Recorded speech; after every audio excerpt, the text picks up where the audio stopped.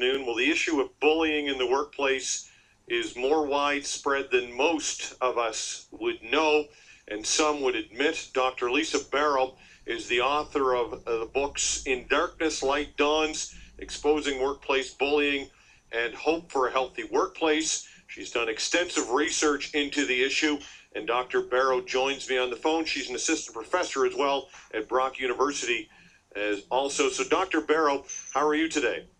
Doing fine, thank you. Thank you for having me. All right. What got you interested, or did you find it necessary to help bring this to light? Was it anything, a personal experience that you had? Did you know somebody that went through this? Your own observations? What brought you to this point? Well, actually, I had experienced workplace bullying for approximately 6 years and did not realize that I was being bullied until I started doing research for my second book. Mm-hmm. And I happened upon this whole concept of workplace bullying because I knew that something was terribly wrong in my situation. My managers were not treating me well. I was publicly humiliated. I was denied opportunities to receive raises and things of that nature. And yet my performance was very good. My performance evaluations were very positive. And it stemmed from my willingness to not be treated in a negative way. I had been assaulted on the job, and when I reported the incident to my bosses, they did not handle it in a proper manner, and thus they were penalized for their inactivity on the issue. And as a result of that, that's when the bullying started for me. Were you working in the same capacity that you are now? No, I worked in the auto industry. I was in management and in the United States. Okay. And had been supervising and managing employees for several years before the bullying started. Okay. So why is it that you didn't realize? Because, and once you started doing research, but you must have known that, that you must have felt it. You must have had something inside you saying, this isn't right. And that is correct. And that was the dilemma that I was in, because I was working in an automotive industry and the culture was very negative. The managers and the employees intimidated each other on a regular basis. And so I said, well, this is just part of this culture. However, when I started doing the research, I realized that, no, this is not part of the culture. We really have an issue here, and this issue is workplace bullying, because people were being publicly humiliated. People were being denied opportunities to advance in the organization, malicious rumors, sabotage, anything that you can imagine was going on. And so this is what caused me to look into the issue, because I thought, if I'm going through this, surely someone else must be having these experiences. And what I have discovered is that there are millions of people in Canada and the United States who are experiencing bullying behaviors on a regular basis. Approximately 37% of employees are bullied on a regular basis. And the sad statistic is that only 1.4% of bullies are ever terminated from their jobs, whereas 44% of individuals who are targeted are either fired or they resign because of the bullying behavior.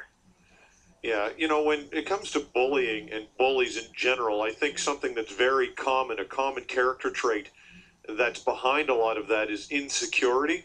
And perhaps in the job field, people are insecure about their own future and their own job. So quite often they'll try and make somebody else feel insecure or feel bad or shed a bad light on them. And in some way they think they're getting ahead by doing so. Is that part of this? That is part of it. Insecurity on the part of the individual who is bullying, and also those individuals who are being bullied may not want to speak up because they don't want to lose their job, or they don't want to have any other negative behavior come their way, and so they remain silent. What I have found is that targeted employees are not weak employees. Typically, they are individuals who stand out from the crowd. And so if a bully sees that this particular person happens to be smarter than he or she is, or has certain characteristics that bully doesn't possess, maybe very popular, well-known, whatever the case may be, the bully may begin to target that individual because they are threatened by the individual. Yeah, and the biggest problem here, I would think, is when your manager is in on this, or you're bullied, and you experience that, you were passed over for, because who do you turn to? If you can't trust your manager, then you're in serious trouble, right? Exactly. And what happens is, and I talk to bullied employees on a regular basis, and there is a tremendous amount of frustration, because if the targeted individuals talk to the bully may say, well, that's just how I am, and I really didn't mean it, but then they may continue that behavior. If the targeted person goes to human resources, they may become frustrated because human resources may not investigate, may not find the time to assist the employee, and so the employee decides, well, there's not much I can do, but either take the bullying or leave the organization. And one of the reasons why I'm very much interested in this issue is because 7% of targeted employees consider homicide or suicide. So 7% who are bullied. And my belief is that no person should lose his or her life over workplace bullying. Yeah. In the end, we have to spend so much of our time working, really, and I can understand the level of frustration for somebody and the stress level that you would feel every day when you're going to work and you know what you're in store for. And it's definitely something where I could see it could lead to so much stress, for sure. And you talked a bit about this earlier, but how widespread is this, and are there any particular industries that it's more prevalent? Well, it's quite widespread. It's in every industry. I speak to individuals representing healthcare, the educational industry, so a variety of industries. So wherever there are people involved in day-to-day activities in an organization, someone is probably being bullied on some level. And unfortunately, those individuals who are bullied may experience physical ailment, depression, anxiety, and thus they are unable to perform their jobs. And so it becomes a self-fulfilling prophecy, and this is where they end up losing their jobs. So that's why the statistics show that 44% of targeted individuals will lose their jobs. And the people who are actually making this happen, I wonder what their stats are and their long-term success. You hear the term, what comes around goes around. I would bet you in most cases eventually they end up getting it back to them in some way, shape, or form. So you don't get ahead, you do not get ahead long-term by acting like in such a way. You just simply don't. It will catch up with you. Do you agree with that? Well, not necessarily, because we only have 1.4% of bullies who are ever terminated from their jobs. So we have a few bullies in the workplace. Yeah. And so as long as the culture supports that behavior, these individuals will remain. And so it looks as if they are winning, but in the long run, they are not winning. Well, they may keep their jobs, but they have to live with themselves. So that's, exactly. That's the bottom line, right? You have to look in the mirror every day, and after a while, something has to give when you act in such a way. So, concerning these trends, do you see these continuing in the way they are? What steps might be are human resources organizations, businesses, corporations, are they becoming more cognizant of this and making steps in order to curb this? Because as you mentioned, if I go complaining that somebody's bullying me, I mean, I can be labeled as a baby or a whiner or whatever. So, there's that stigma that's difficult to overcome as well. Where exactly is HR in the corporate world or whatever type of industry when it comes to this in the future going forward? Well, the trend is that there is an increased awareness of workplace bullying as a result of individuals like myself who are out there spreading the word about this particular issue that is occurring.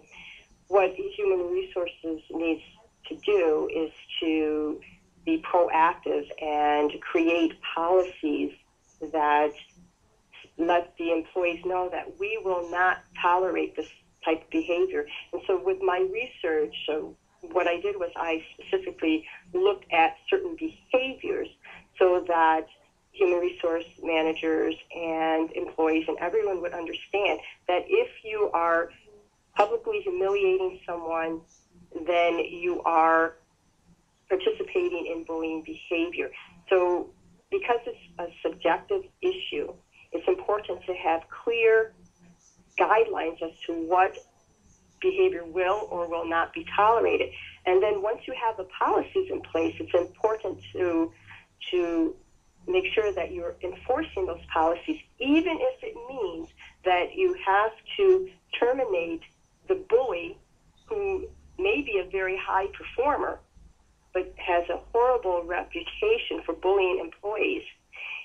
It may mean letting that person go if he or she is not willing to change his or her behaviors.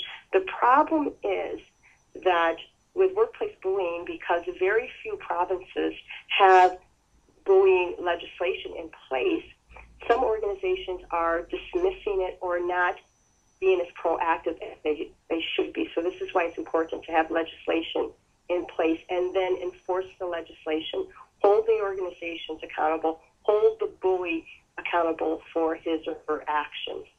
Would you agree that, though, sometimes there is a bit of a fine line in that we can't be, as employees, coworkers, oversensitive? Because sometimes, in the workplace, people may say things and they may not even know they're being harmful to you. You may be laughing it off outside, inside, you take it hard and you go home and you complain about it. I mean, there is some onus, though, on those who feel they're being bullied to do it in a way that's respectful, but, don't blow up at the person, but perhaps sometimes you can solve the problem just by simply a private one-on-one conversation with the person and say, look, you may not be aware of this, but, I don't like the way that you're talking to me or whatever. And the person may say, hey, I wasn't even aware of that. I apologize.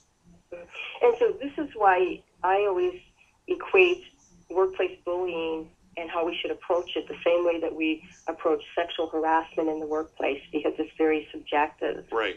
If it's unwanted behavior, unwanted comments, then, and those comments are offensive to the individual who is receiving those comments or that behavior, then that behavior needs to stop, because the tolerance level for individuals may be significantly different.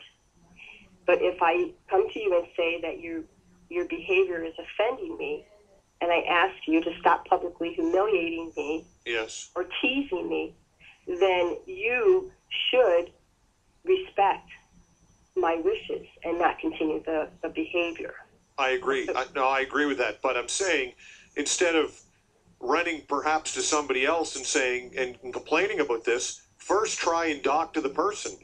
I think that might be a good first step, because they may not even realize that they're doing that. Yes, and I agree. What I always encourage employees to do is talk to the individual first. Right on. Let them know what the behavior is. If the behavior continues, then the bullied employee should seek other people to assist them in their efforts to alleviate the bullying. Right. And the other thing that I encourage employees to do is to document, because with workplace bullying, it's not a one-time event. No. This type of behavior happens day in and day out, so you would have plenty of time to document the behaviors that are occurring, and then you bring that information to human resources, or you talk to the bully's boss or whomever and say these issues need to be addressed. And if the behavior is not addressed, then we need to do something. There needs to be corrective action in place. Dr. Barrow, thanks so much for your time and insight. Thank you very much. All right, that's Dr. Lisa Barrow, author of the books Darkness, Light Dawns, Exposing Workplace Bullying, and Hope for a Healthy Workplace.